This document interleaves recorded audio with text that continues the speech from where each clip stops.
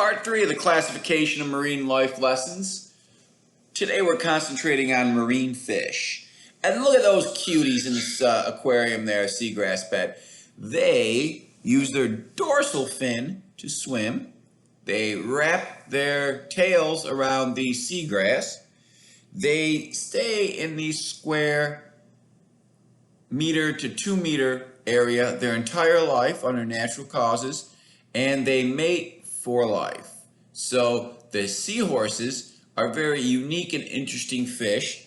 They're the slowest swimming fish that I've seen. I've read. They're slowest, according to my research. So today we'll start with the characteristics of chordates. All chordates have these in common. Fish are indeed chordates. That is a ragged tooth or sand tiger shark right there. So chordates.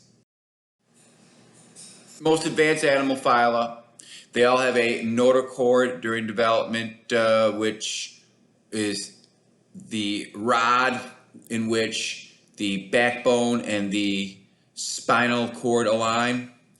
They all have pharyngeal gill slits, which are gills for the aquatic, which are jaws come from the gill slits, as well as ears and the inner ear bones and tissues associated with that particular area and glands. We all have the central nervous system, the dorsal nerve cord with the enlarged anterior end. As you move through the taxa, it becomes brain. Subpharyngeal gland, thyroid in mammals.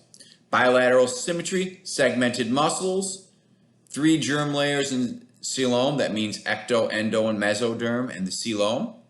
Postanal tail, at some point in development, for us and the great apes, we have it in embryonic development and it stops growing. Complete digestive, heart with closed circulatory system and full 4 chambers, 2 pulmonary, 2 systemic. All right, so what's that notochord again? Flexible rod, support. Most chordates maintain at least some portion of it in their lives. You can see from the images embryonically, those are notochords, the early stages of development, notochords. The pharyngeal gill slits from the elasmobronchs, the external slits, to the operculum covered internal gill slits. Our fish have a variety of structures associated with the gills. In human embryology, we have 4 arches. These gill slits become our inner ear and the thyroid and the epiglottis complex, as you can see from the images where those tissues specialize. The dorsal nerve cord with the hollowed anterior brain at the end. You can see simple organisms have a totally different setup. So our chordates have the central nervous system and then peripheral nerves coming off of the central nervous system. That subpharyngeal gland, again, we have the thyroid gland. Segmented body, including myotomes for muscles. That postanal tail, which stops growing in most humans, although Shallow Hal, the dude, had a tail. And occasionally a human's born with a embryonic tail, but very, very rare. That's quite a taxonomic family.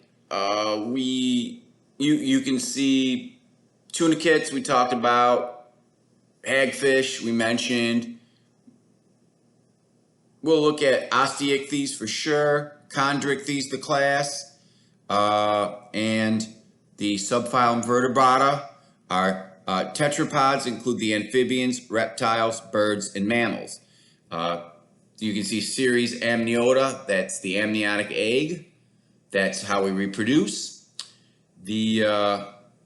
So this is a fairly complex taxonomic tree that I presented here. We'll start off with the fish, though, subphylum Vertebrata. That's our thought for the day, the fish.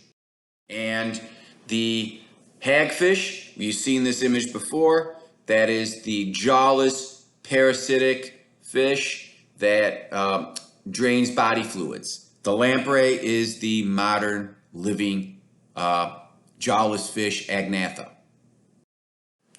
It's parasite, uses body fluids to live. They reproduce in fresh water. Now, jaws. Jaws come from gill arches. The gill arches, the tissue forms the jaws, and scales are and teeth come from the same embryonic tissue as well. So, chondrichthyes, shark, skates, and rays, 2 pairs of fins, pectoral pelvic girdle, calcified teeth. The skeleton is cartilaginous. Elasmobranchs, gill filaments, do not have gill cover, has a spiral valve in the intestines to increase surface area, has the ampullae of Lorenzini. We covered that at the end of our ecology lesson. Internal fertilization, the males have 2 claspers, which are analogous to peni, and large livers to secrete oil and help with buoyancy. So, sharks have that streamlined body, 5 to 7 gills, no swim bladder, use liver. They can only swim forward. Some always have to swim. They have those placoid scales, which resemble teeth. And they can range from 7 inches to 50 feet. Some common sharks in our bay, the nurse shark. The nurse shark is not one of those that has to swim all the time. It has muscles that pump water over the gills. We have the bonnethead shark, which is the smallest of the hammerhead sharks. The bull shark is able to enter estuaries and mate. So sharks are very common in the Tampa Bay area. There's me scuba diving with a whale shark up top. The nurse shark below, that's from Tampa Bay. Black tip reef shark, and the great hammerhead. Those are all just images that I took through my travels as a diver in a former life. Bonnethead shark is the smallest of the hammerheads, most common. I have seen a couple of hammerheads in our Tampa Bay waters. Actually had one swim by me as I was fishing with students out on the Arrowhead Flats. So we had a 5-foot hammerhead swim between us. That was very cool and a little bit nerve-wracking. But bonnetheads are the most common, and they're fairly harmless. Of course, the great hammerhead has a maximum length of 18 to 20 feet. They don't really attack humans too well. They could and can. Their mouth is located on the bottom. They're bottom feeders. They eat the stingrays and stuff. And they use their, that hammer's full of sense organs. It's used to find, like an older person uses a metal detector to find coins. It's used to find stingrays and flounder and demersal fish. Demersal fish are fish that live on the bottom. Nurse sharks are crustacean eaters. They are able to pump water over their gills so they don't have to swim. The largest fish is the whale shark. Whale shark, cartilaginous. They bulk feed. They swallow huge gulps of water. Sand tigers are the ones kept in captivity. Most aquariums, like the Tampa Aquarium, Georgia, and a few other aquariums, allow you to swim with the sharks, and generally it's the fearsome looking yet not too dangerous ragged tooth sand tiger.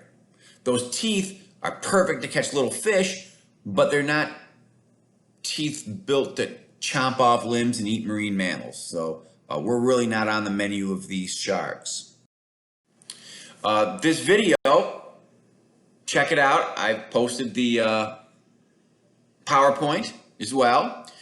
This is how sand tigers and other sharks develop in utero. They give live birth, but they don't have like an amnion and an umbilical cord attached to the mother. They are attached to little egg yolks, and they stay in the urogenital system. And then when the egg yolk runs out, they hunt each other, and they're swimming around inside of their mother hunting. It's kind of a fascinating and creepy video. There's a few aquarium sharks. Again, they handle captivity well. The white shark can't handle captivity well. Its ampullae of Lorenzini are far too sensitive, and just a rivet or the glass, the metal couplings drive it crazy. It swims, it smashes into things, and they've tried to keep smaller ones in captivity. No possibility. The black-tip sharks, very common. Spinning black tips leap from the water and breach. I'm fortunate enough to witness this from being in the water, having sharks fly around me. It was quite the day. But that is black tip reef shark. They are quite common, and the further in the Caribbean you go, the more common and larger they get. White shark. This one is a St. Pete white shark. It's dead. They always have to swim. If they get tangled in a net, they suffocate. Fishermen cannot bring them to shore, though, because they're protected and it's illegal to possess. I know I taught a young lady, and her boyfriend was a charter fisherman, and he tried to smuggle back a white shark that he caught. He got arrested, put in jail, lost his business because he wanted to sell the jaws for a couple of $1,000. Not a good move for a couple of $1,000. He got arrested for poaching, and he wasn't targeting them. He caught it just by chance, and it was dead because, you know, you fight it, it swims, it has to swim forward, it suffocates, but they're protected, which means you cannot possess anything to do with a white shark. That's tiger shark teeth, because they're angled backwards, used to eat sea turtles. But sharks have ready rows, 5 rows of teeth. Tooth falls out, new one takes its place. So every meal they can start with a fresh new set of choppers. Most common calcified fossil, shark teeth. Rest of the shark, not calcified. All right, this is another YouTube video. It is of a dolphin release, and it right there in St. Joe Sound by Clearwater Aquarium. A tiger shark got it. So this is a news story, local shark tale. Megalodon, the extinct shark, captures the imagination because its jaws were bigger than a human. They could be 60 feet long, estimated. Skates and rays are the other type of cartilaginous fish. They're flat. They're closely related to sharks. Eyes on the top, mouths on the bottom. The eagle ray, I see them jumping at the Fort DeSoto. The manta ray are filter feeders. Stingrays have that barb. A lot of them have barbs, not all of them do. Stingrays, we have the southern stingray common in our local waters. Manta rays, again, largest, can be 20 feet across. I've seen them plenty of times in the Atlantic, much smaller, and in Tampa Bay, smaller still. They filter feed, and they do not have the stinger. Sawfish are a very endangered ray. So they are critically endangered type of ray. And of course our common stingray, some say we have too many of them. That is the egg of a clear-nosed skate. Skates lay eggs and leave them. That's called a mermaid's purse. Now, osteichthyes are the bony fish. They are the most diverse of the vertebrate species. They have the operculum and swim bladder. That's their big innovations. So the nearest common ancestor to all land animals are the osteichthyes, the Crossopterygii, which is a sarcop, which we discussed at the end of one of the lessons here. The rayfin fish are by far the largest group, active, and the sarcops are the lobefin, lungfish, and coelacanths. So teleosts are the biggest order of fish. 90% of our fish are teleosts, bony fish. Some of the common fish around here, the snook, the spotted sea trout, which is a drum. It's not a true trout. It makes noises. It has bones in its pharynx, and it grinds them together for communication. The flounder. The flounder is a flatfish. The red drum, another drumfish. Sheepshead snooks, sea trout are also common in the bay. There's a mullet, sheepshead, and some a red snapper and a grouper pictured in these pictures here. Bait fish, school up. They're the most common because they're lower on the food chain, so you have to have a lot of them to feed the larger fish. Pinfish are one of the most common. They're named after those sharp dorsal spines. Most common fish in the flats. Those mullet eat the detritus, plankton. They smell pretty bad. You can smell them. So they make great bait because of that smell. Very, very common. People love them. They smoke mullet and eat them too. I don't particularly care for them. They're very oily. Blue runners. Blue runners are a less common bait fish around here, but they're very fast. You can see the most common fish in the bay. The bay anchovy has a sloped forehead. The silver side has a pointy one. They look so much alike until you can get them in your hands and look at them because, you know, they're small, they're slender, they're shiny on the sides. They got that lateral line. But the bay anchovy is what we use on pizza. I mean, it's the same as any anchovy used in Caesar salads as food source. Glass minnow is another term for them because they're relatively transparent and shiny. The pigfish is another one of those drums that grunt. So it's called a pigfish because it grunts like a pig. A lot of people mistake it for a pinfish, but it is not a pinfish. Some of the greenbacks, common greenbacks, the threadfin, the menhaden, and the scale sardine are silverfish with a darker counter-shaded back, so they're called the greenbacks. The sarcops are lobefin fish, lobefin. They have the bone structure in their fins that are analogous to the vertebrate limbs. So they're forerunners of the terrestrial animals. We discussed that in an earlier lesson. They were thought to be extinct until the 1800s when a fisherman caught some, actually it was the 1930s. They discovered the fossils in the 1800s. A fisherman caught one, and there's been a few caught since, but they're very rare. They're living fossils. They date back to the the time before the meteor impact that wiped out the dinosaurs, the Mesozoic era. So they're ancient lineage of fish that we've only seen a handful of times in our history. You do have a fish lab coming up, and we do have quite a few of the little PowerPoints and exercises to help you learn fish. You also have a lot of the fish in the orientation folder.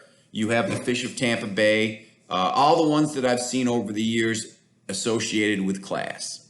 So I hope you enjoyed this lesson. Fish are a lot of fun, very interesting.